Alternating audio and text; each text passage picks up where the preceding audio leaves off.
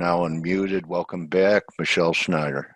Hi, how are you? Good. How are you, Michelle? I'm great. Should we, let me get my screens going Yeah, here. that's Okay, right. Yeah. hold on. Share. So I'm going to bring this over here. Do you ever long for the days on the COMEX floor? No, you don't. Okay, you don't No, have well, to. I do and I don't. I do and I don't. Being at this point in my life, Yeah, it that's would, true. right now, so I would need a lounge chair in the pit. I couldn't stand. yes, yeah, exactly. So now, can you see my screen? Not yet. You have to hit the share Ooh, button there, the green box. what the heck happened to my little? And then it will ask you which screen or which window you want to share. So you have to make a selection following that. Oh, wait a minute though. All of a sudden I lost the whole darn page. Well, yeah, because you have to hover your mouse around the menu for it to No, come but up. I can't even find how I'm with you on Zoom. I don't even see the Zoom thing down here on my thing. That's weird. I hear you perfectly. Right, right. Yeah, so that means that you're still here with us.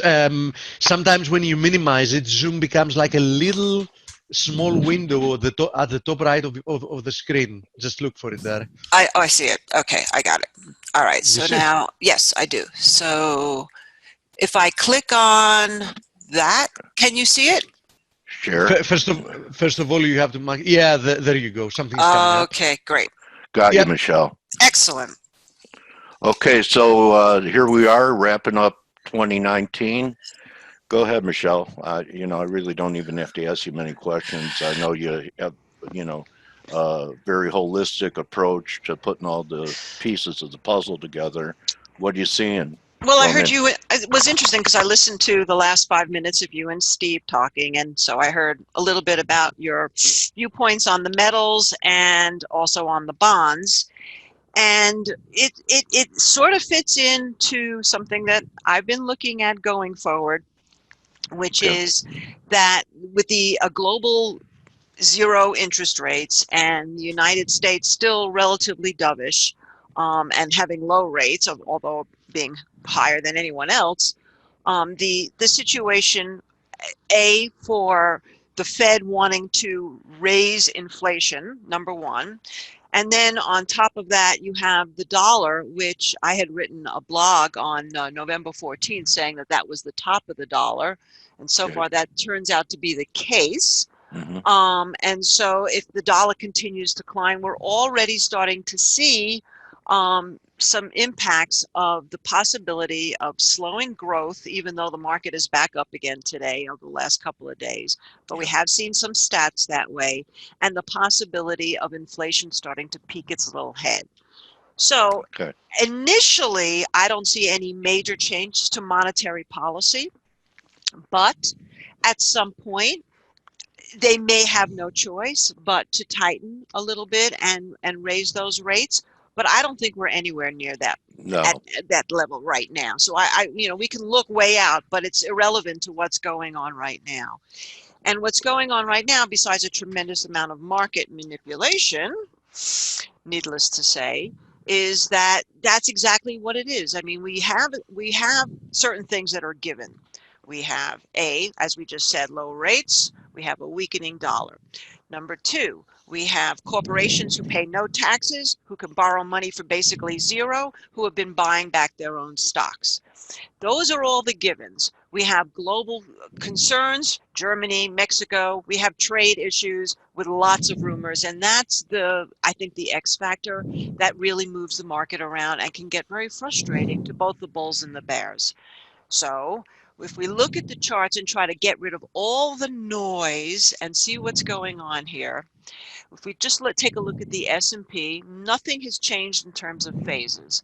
And so if we really want to step back, when I say phases, I mean if we look at the daily chart here, you can see the 50-day moving average still very strongly sloping up, which means that basically the SPY could go down to 303. 303.20 and still be, that would be a very healthy correction, and it would still maintain the phase.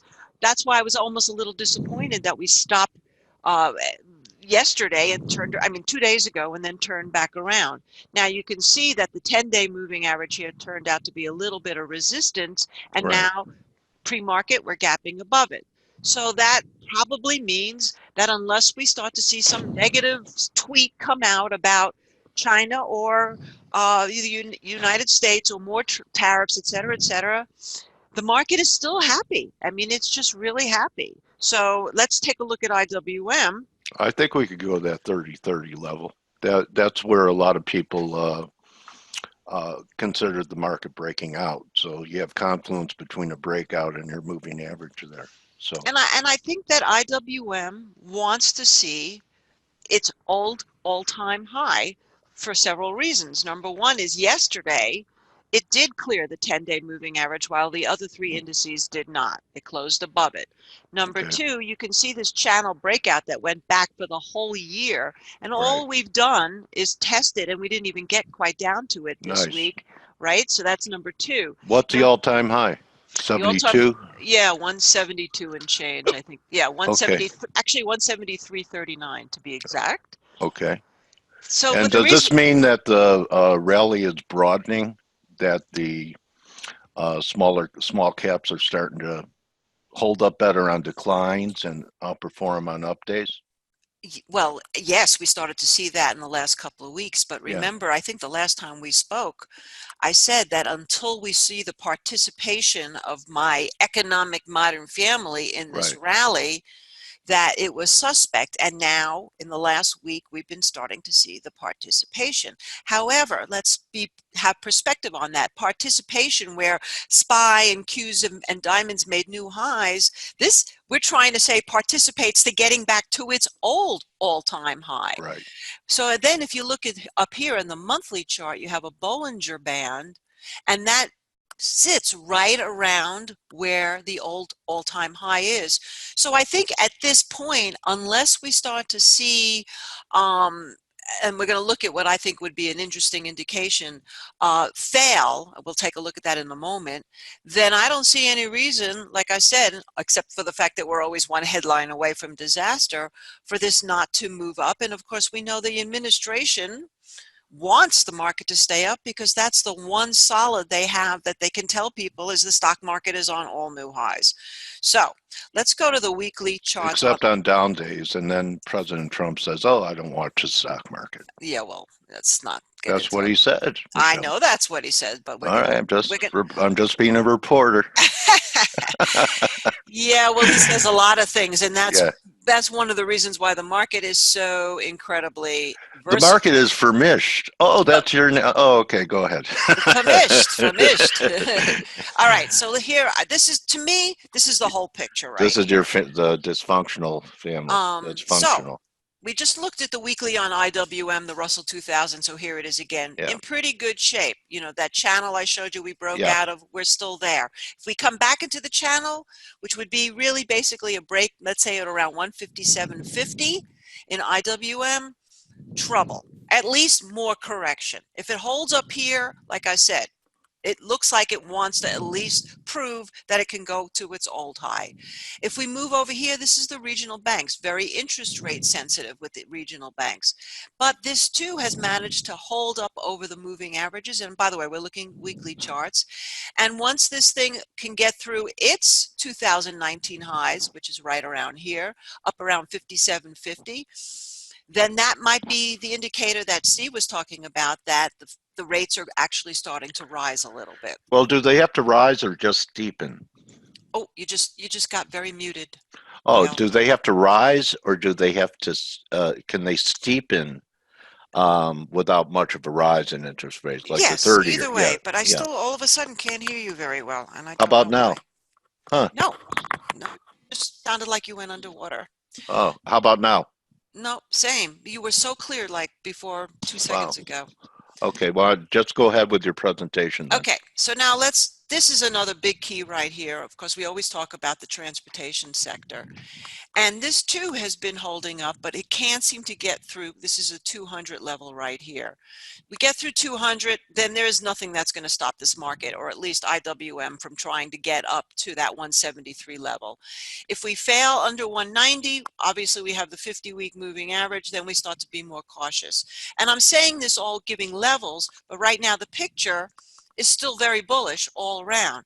This was the big concern, and I've been writing about this for the last couple of weeks. Has semiconductors topped out? And so let me go to the daily chart on this because it's so interesting, and then we can get it back down to the weekly chart. Hold on. Time frame, daily, here we go. I put this ellipse here because this is the breakaway gap we had early November. It held this whole time, and then the gap that we had down 2 days ago left that possibility of an island top, which got negated yesterday, or at least I shouldn't say negated. It got put on pause yesterday because of the fact that we got back up into that range. And this low, by the way, to watch for is 130.60. This high right here is 130.14. Oh yeah, 130.14. So that means right now this is really what we need to watch. Now it's coming in, semiconductors are coming in higher, of course, with the rest of the market. But if we can't get through the highs here and this starts to roll over, it doesn't even have to be a picture perfect textbook island top. If it gaps back down, let's say tomorrow, that would not be a good situation. But if it chops around in here and then eventually sells off, this could be more of an indication that at least semiconductors are tired. We'll see about that. Seasonally, we're actually coming into a strong season for technology because of Christmas and holiday shopping, etc. But nonetheless, I would keep an eye on this. This is a very possible situation here where this is running out of steam. So I just wanted to show that and go back to the weekly chart. It's not nearly as clean. But if you look at the weekly chart, you don't see that gap. It's only on the daily chart that you see that. Here, it just looks like a gap that's been filled, and that's that. Okay. Now, if we move down here, this is biotech. Now, biotech has been extremely happy because biotech is where the specs go when they think the market is going up. So this is probably one of the more positive signs as well, because all of a sudden you had this tremendous move in biotechnology. Now, interesting about biotechnology, if I blow it up, that this actually peaked in 2015. We're talking about a high in biotechnology going back to 2015 at 133.60. So 5 years of underperformance, they're trying to catch up in a week. Exactly. So that's another one to keep an eye on. Now we're starting to come into some resistance up here around 122.50. That was the highs that we saw last year before we had the big crash in November, December. Any So cross currents, Michelle? Any cross currents in December with tax selling and portfolio adjustments going into the end of the year? Any technical factors that could be playing into the rotations that we're getting here?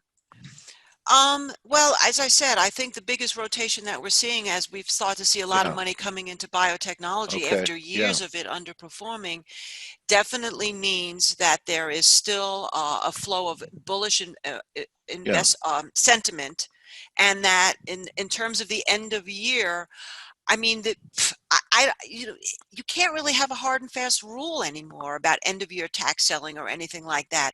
Everything has changed. The rules have changed.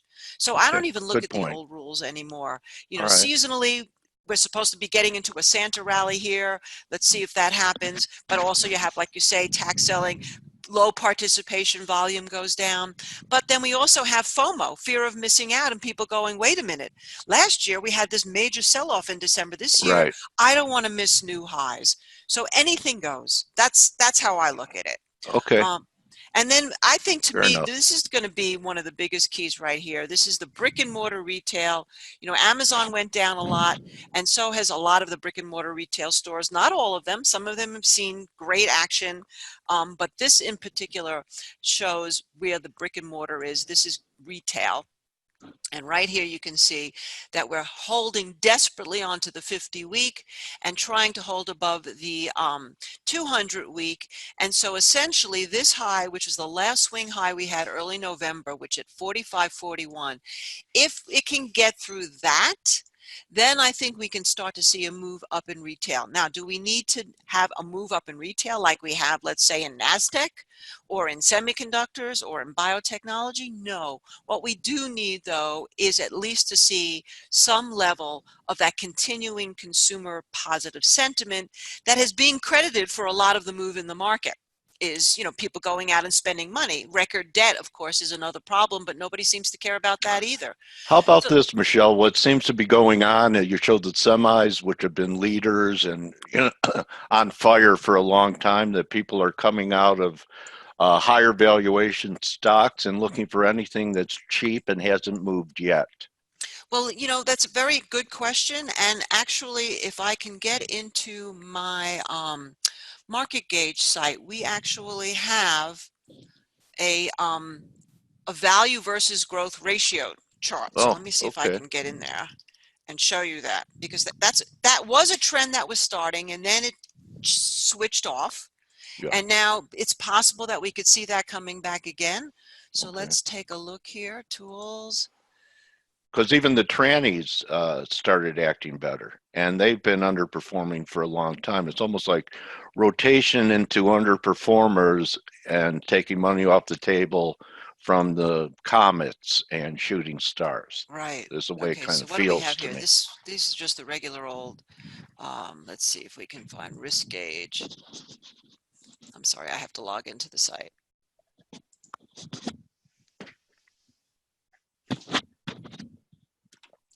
All right, let's see.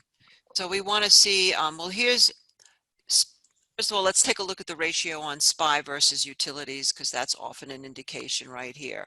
So here's your utilities and here's your SPY. These You're are going to have just to change your screen.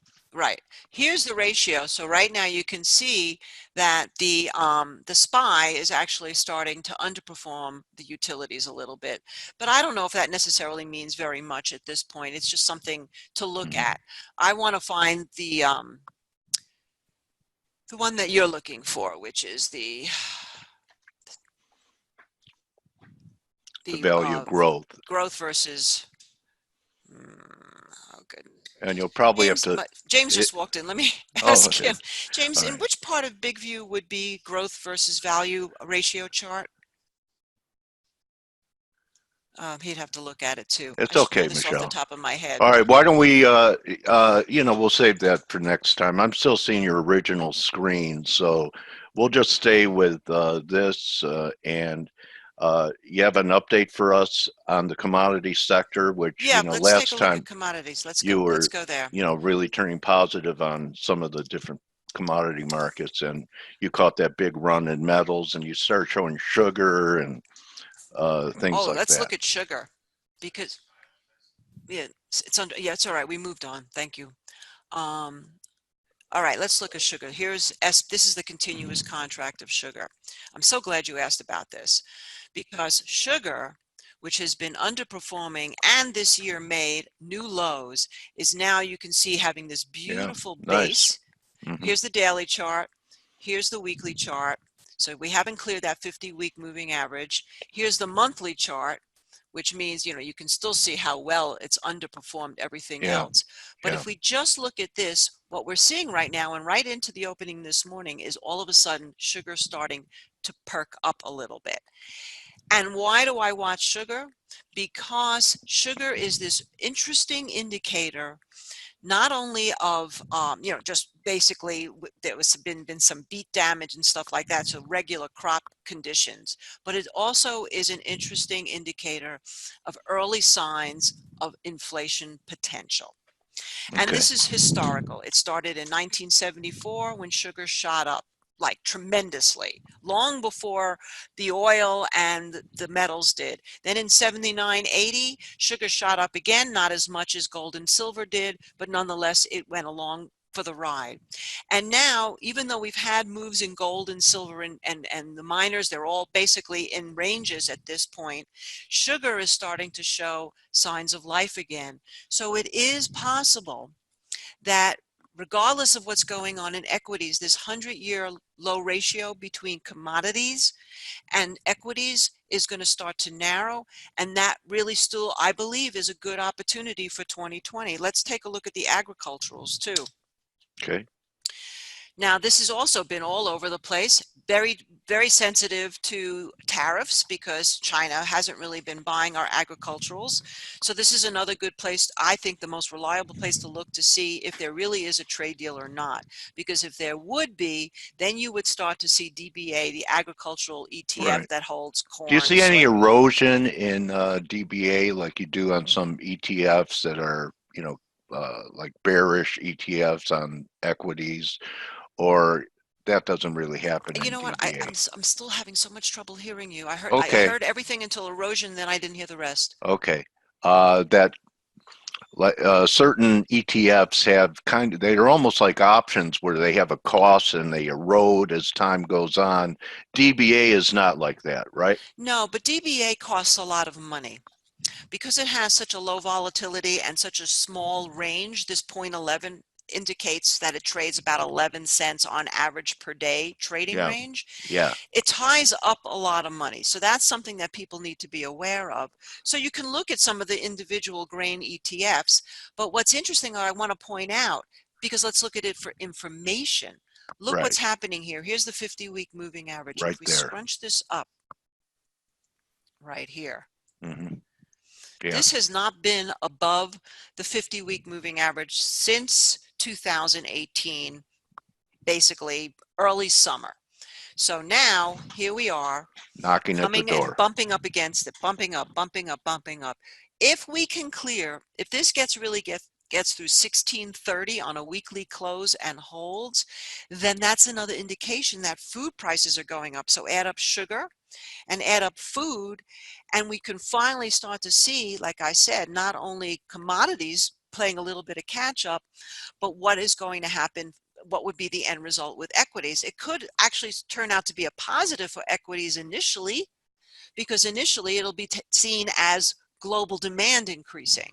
But if that continues to rise and equities slow down at any point and commodities continue to go up, then we're talking about kind of what Steve was saying here, which would be a stagflation type of situation where the Fed would be forced to act. So that's really the bottom line, is if you're looking at the whole charts right now, we still have a party in equities. That would only change if we really started to see, say, looking at IWM, a breakdown below 157.75. And semiconductors we have very interest in because it could be topping out, whereas biotech could still go on a tear. Commodities wise, the metals, if we just take a look here at gold, we're just in this range. Yeah. If we take a look at GDX, it broke out over the 50-day moving average. Yeah, the shares are acting better than the bullion for the first time in a long time. Yes, and that's also another, when the miners start to outperform, that's usually bullish for the metals. But right now, this is coming in a little bit lower, as you can see, probably because of the good news that we had this morning with the jobless claims. And so let's see what happens at 27. But if this thing gets going and starts clearing all this work, look at all this work, that would be bullish. The same thing with silver. Silver was starting to outperform gold. Now it's actually turned down. And you can see, though, this too has really been holding on to its 200-week moving average. All of this is huge amount of sideways consolidation going back since 2012. So that's what I'm saying. To me, right now, these are frustrating. When people are buying strength, they wind up getting stopped out. But if this ever really gets up in momentum and the SLV can get through, say, 18, I think that's also. So we're looking at sugar, we're looking at agriculturals, and we're looking at the metals. It's great potential, but they're still. And this was all happening before the dollar turned. So now the dollar turning should give it impetus. Absolutely. Absolutely. It's just because all of a sudden now it costs less money to buy into commodities. nominal Right. growth from a weaker dollar. Right. Great presentation. Again, anything you wanted to wrap it with before you show us your website? Let me think if there's anything in particular. Well, in terms of opportunities here, like I said, I like to talk in broad strokes. As far as individual stocks, I will talk about one stock because I've been so watching it. I wouldn't buy it because I thought that it was going to have to make another new multi-month low, and it did that yesterday. So I would keep an eye on Beyond Meat, not for December, because seasonally, I can't imagine during the holiday season, people are going to run out and not make that turkey or ham and instead, go out and buy A tofu an burger. alternative meat product. Yeah. But I think once people Soylent start, Green, I hear. I'm sorry? Soylent Green is what it Exactly. is. All But I right. think what could happen is in January, this could actually start to turn around. So we're going to start looking for signs of this is a mega trend for 2020, that this now has made a new low. We want to look for some kind of reversal pattern. It may not happen for a while. If it does, then I would follow it. And the other great opportunity, I think, besides commodities for 2020 is still going to be the marijuana space. It's Okay. gotten so hammered. These It are, so I guess has. we can call them value plays at this point. Yeah. This made a great low. This is MJ back in Okay. mid-November. Now it seems to be holding. Hard to see where it's coming in right now, but if it gets through, say, 1730 all the way up to about 1750, I think that could be another interesting opportunity with a very low risk to under where the historical low is right now at 1591. Wow, man. Why are you Well, laughing? no, I'm just wow. Marijuana stocks, anyway. Well, I like to Wow, go man. with the mega trends Yeah, and I the no, I was just that's what we used to say in the dorm. Wow, man. wow. Anyway, Oh, I see. Oh, okay, so dude. okay, so the marijuana stocks, that's interesting. They really have caved in a long time, and start keeping an eye on the alternative meat source stocks, and Beyond Meat is your Especially as we get into January. Yeah. okay. All right, Yeah, and then of course, everything I said about the Modern Family. Can IWM reach its all-time high, and would that right. be it? And if not, well, then that's probably it for the whole market. But right now, it's bullish. Everything looks good. Okay, so you could follow Michelle on Twitter at Market Minute. Do you want to show your website? Can you do that? Let's see what happened to it. Um, And you were talking yeah. about one thing I know about you, Michelle. You said, all the old rules, I've thrown them out. I know that is in concern relating to markets. I know one rule that you haven't thrown out, the one we were taught, the golden rule. And that's why I feel comfortable about, people saying, for me to say, people check Michelle out because it's due on to others.